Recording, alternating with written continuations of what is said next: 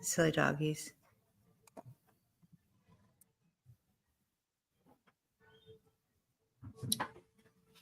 Hello, good evening, good afternoon, good day, wherever in the world you maybe are tuning us in.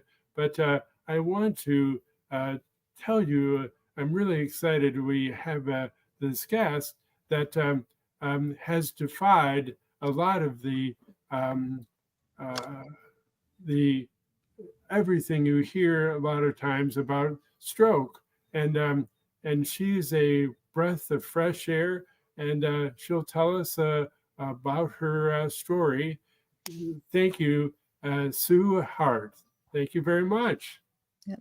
Hello, everybody. My name is Sue Hart. I had, as my neurologist will say, a massive stroke 7 years ago. At the time I had the stroke, I was 50 years old. By all labs, I was seemingly healthy, blood pressure low, cholesterol non-existent, hemoglobin A1C really low, weight decent. No woman ever says their weight is low, I'll say that much, but just decent. I was able to walk into the ER unassisted, no less, but had this stroke, unexplained still to this day, 7 years later. I was and still am a hospital administrator. So my husband took me to the hospital that I used to work at, which it stunned the team in the ER, stunned the neurologist and the cardiologist because they all worked with me. They knew me. And when we had this stroke, I guess we did not realize this, but I had. I went to bed that night at 9:30, woke up at 11:30 in the evening, went to the bathroom, came back into our room. And my husband and I weren't married at the time, came back into his room, and he said something to me, and I started talking, and it was all gibberish. And so he thought I was being silly and just being silly. I'm always silly. And so he's like, well, if you're not feeling well, go sleep on the couch. Okay. So I went to the kitchen to get a glass of water. I'm left-handed, and went to pick up the glass, and I couldn't get a glass of water. So I thought that was weird. Went and slept on the couch. When we woke up in the morning, my face was droopy, my arm was weak, and I still had weird speech. So needless to say, he took me straight to the hospital. And, obviously the diagnosis is I had a stroke. And that was just kind of the beginning of my story of this journey that I'm on now, and I'm still on. And it was funny, but not funny. When we were in the hospital, the docs would come in. Do you drink? No. Do you smoke? No. Do you do drugs? No. And my husband is like, you sound like the Adam Ant song, the Goody Two Shoes. What do you do? It was really funny. Don't drink, don't smoke. What do you do? And that's kind of what he would sing in the hospital room, just making fun of me. So when I got back, because obviously I still have dysphagia, my face was lopsided. Excuse me. I'm sorry. Maybe some of our audience isn't medical savvy. So Yeah. what's dysphagia? Where my speech is still slurred. Everything I do tends to be fast. And my therapists are like, do you always talk so fast? I'm like, well, I do. But my mouth could not keep up. And one of the things the doctor said is just keep talking. I'm like, ugh, don't tell my husband that. So when we got home from the hospital, I kept singing this Adam Ant song. And, I would slur it. I would be all tongue tied. I just talk really funny. But it was the one thing I didn't quit doing. I kept singing. I kept talking. I'd get on the phone, talk to my friends. I couldn't text well. Texting was illegible. So I talked. Wow. Yep. One thing I was telling Brent earlier is my biggest word of advice to people when they're going through their therapies is don't quit, because I'm a quitter. And I will say that. I did not listen to my therapist, so I did not practice my writing. I had this stroke on the right side of my brain, thank God, because it's on the left side, then, I'd be in bigger trouble. I had on the right side of my brain, which impacted my left hand, and I'm left-handed, which was very unusual.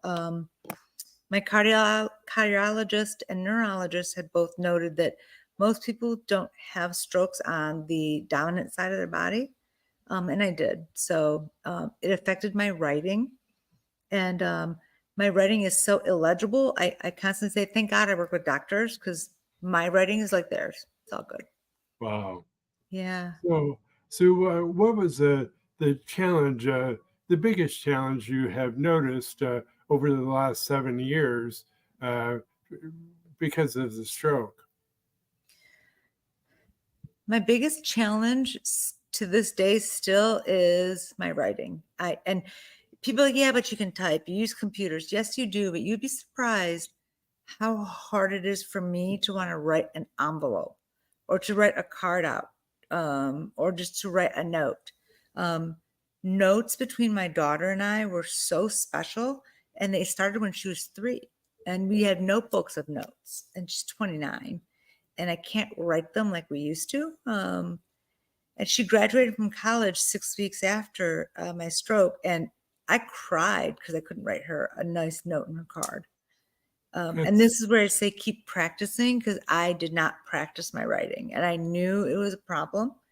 I didn't practice them as well as I should have. And now I keep hoping that maybe the neurons will grow over that part of my brain that's dead, but it's been too long, so it won't.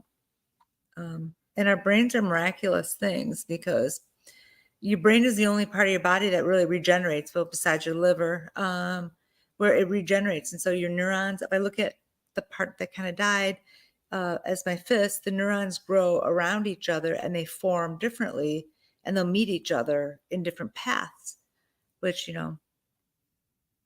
part of it could help my writing, but it hasn't so far. well important to remember as the medical researchers are always doing breakthroughs, and that's why I always know that I always say that my deficits are temporary Mhm. because I never know when breakthrough is going to come. And so I don't say permanent, I say temporary. Someday it will happen. You're And right. so it will for you.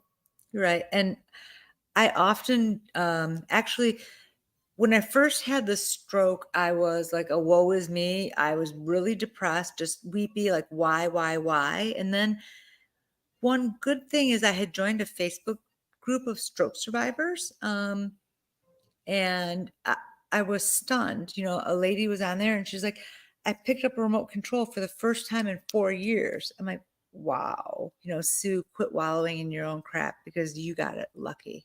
And so watching it and hearing stories, reading stories, buying stroke survivor books, learning more and more and more of how blessed I really was.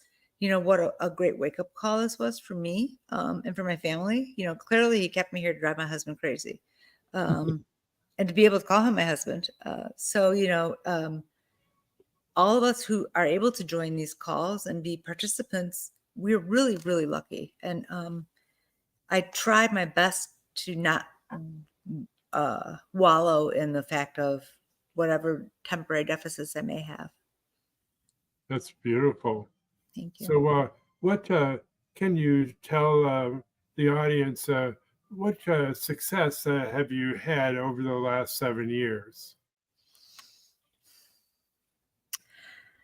I think my best success, and it is not to be deceitful, is that in my most recent role, I worked side by side with 70 physicians. Again, I was a hospital administrator. I worked with 70 physicians, and not one of them could tell that I had a stroke. They couldn't tell because my eye was lopsided, which most people's faces aren't perfect. Um, and again, my writing was bad, so was theirs. So to me, I thought that was I thought that was great that nobody noticed it. They couldn't tell. If someone ever asked why my writing is bad, I'm like, oh, I had an injury that impacted my arm, which isn't lying. I did have an injury Sure. that impacted my arm. But to me, that's a huge success. And why I didn't tell them, mainly because I didn't want to be judged. And I had the ability to not tell them. I didn't want them to judge me if I made a mistake on a report, or I made a mistake in trying to drive changed, I didn't want them to say, oh, well, it's this. So I just didn't. That's a beautiful, and I think that everybody on the audience can tell there's a almost a hidden blessing that we all can have, which Sue did, which is tell people what they really need to know, not what you know, because if you tell them all the challenges that you have as a result of the stroke, they would be astounded. And Right. and Sue, I think that the fact that you uh, kept your job and kept going on just as a tribute to your resilience.